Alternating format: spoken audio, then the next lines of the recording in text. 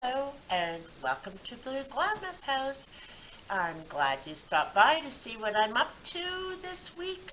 As promised, I'm going to be making something. Well, not making something, but redoing something. I found this great industrious Susan I've heard on the radio on this ad that some people are taking offense to the lazy Susan idea. I get it. So I love the detail on this.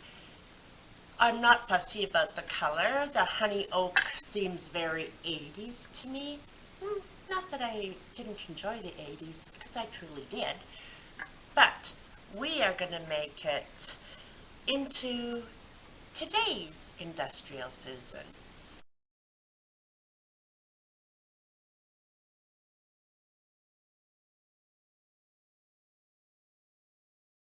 Now, today I'm going to show you from start to finish what I do when I get a piece. This piece I bought from Value Village, and I paid $4.99 for it. But then I did get the 20% off because I always make sure that I have a coupon. So that's what, $1 off? So I paid $3.99 for it. Now, first of all, I always start with washing it down. Start with, I always wipe it down. I always make sure that everything is clean, even though I will be sanding this, just giving it a light sand. I like to start with a clean base. So inside and out, every little piece gets cleaned up. Now I am going to sand it down, and there's nothing that I'm really trying to sand off. So I'm just going to go ahead and give it a light sanding, just to kind of buff it up so it'll accept the paint a little bit better. I do hate this step because I hate the sound of sandpaper. Oh dear, I really do. So that shows the importance of this step, because if I could get away without sanding, I sure would. You sand everything. And I don't know if the camera picked it up, but right here there's like when they gave it the clear coat, it did run underneath and leave a spot there.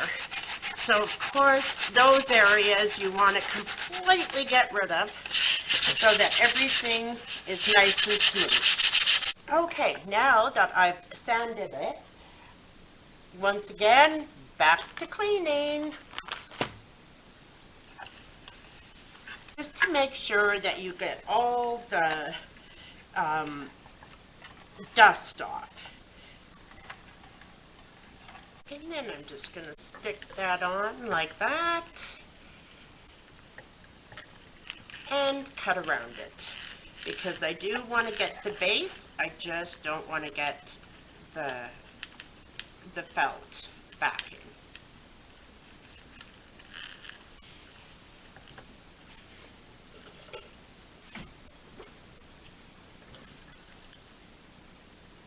And I think this knife is going to work a whole lot better than my scissor. Okay, now in my tray, this is going to go onto my kitchen table. And right now, I need to be reminded often that in all things to give thanks. So I am going to stencil that onto the center of my industrial Susan. And I'm going to put the stencil down, and then I'm going to paint it and then remove the stencil so that this will be the same color as it is right now. I also want these little pillars to be the same color as they are. So I'm going to just very carefully tape that up. Okay, now I have my stenciling in place, and I've just stuck it down, and I use that same MacTac paper just because it's a lot more cost efficient than the actual Cricut paper or vinyl.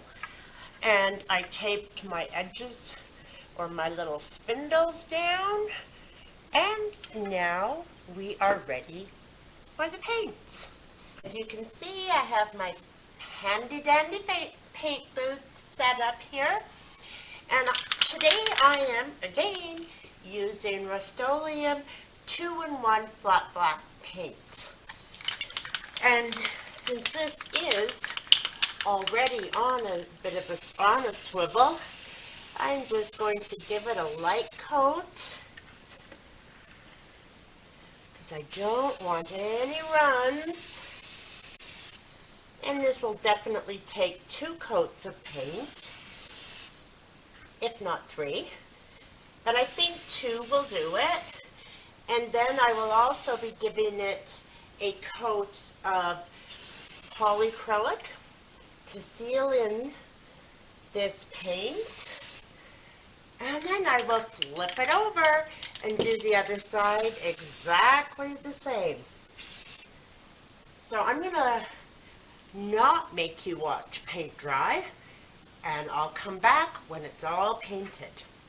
Okay, now I am going to show you me removing the stencil.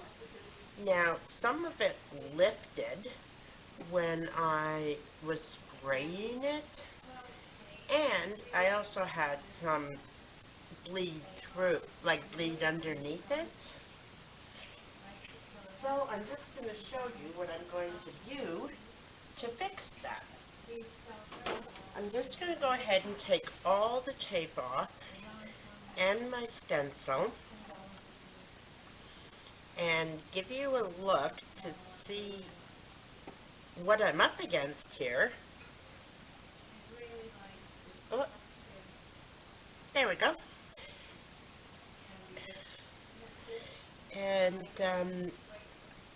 then I'll show you what I'm going to do to try being the key word, to fix this. Hindsight, I wish I had used the Cricut stencil paper because it's probably better quality and would probably have stuck a whole lot better. But that is what I'm left with. I'm just going to remove the tape from the pillars and make sure that that turned out okay. And it did. Going to try is, I do have this little sanding stick that it's actually for your fingernails. I buy them at Sally's Supply, but it has a very sharp edge, so I have more control over the sanding. And just to go right along the edges.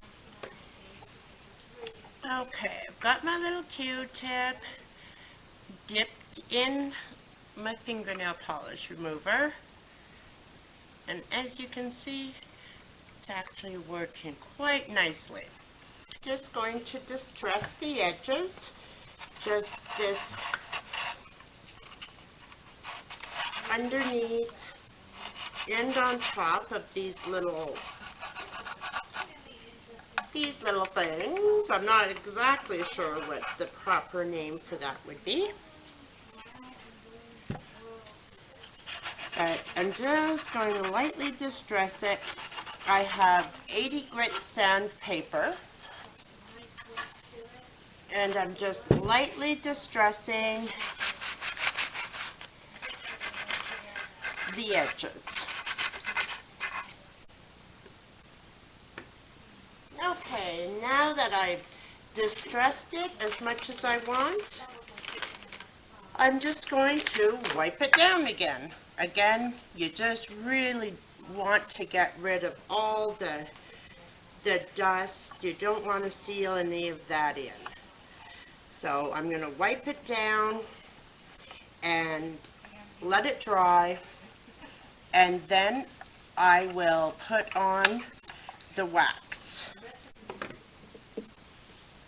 Alright, now I'm just going to put on my wax, and again I just kind of pop it on, pounce it on, however you want to say it, and let it sit for as long as you want. I'm not going to let it sit that long because I'm pretty happy with this color the way it is. I just want it to have a little bit of, a little richer. Okay, now that my wax is all applied, I'm just taking the cloth and I'm rubbing it off. And it really, really richens up that black and adds just a little more distressing to it. I love it. And there we have it. In all things, give thanks. And I forgot to, you got it, you can probably see it, put the final coat of the polyacrylic on prior to my wax. The wax is a sealer. However, this is what happens when you don't seal in the black paint. It kind of wears through and the wax will pull off some of the paint. I personally, this is for my own personal use, and I don't mind that look, but moving forward, if you don't want that, seal it. Seal it, seal it, seal it. That's a wrap. Another project complete. Thank you so much for staying around with me while I worked on my Industrial Susan. I want to thank you also for subscribing to my channel if you have. And if you haven't, I really want to invite you to do that. Just push that little red button. It helps me out to grow my channel. So hopefully next Tuesday, I'll be doing a thrifting video and followed by another DIY.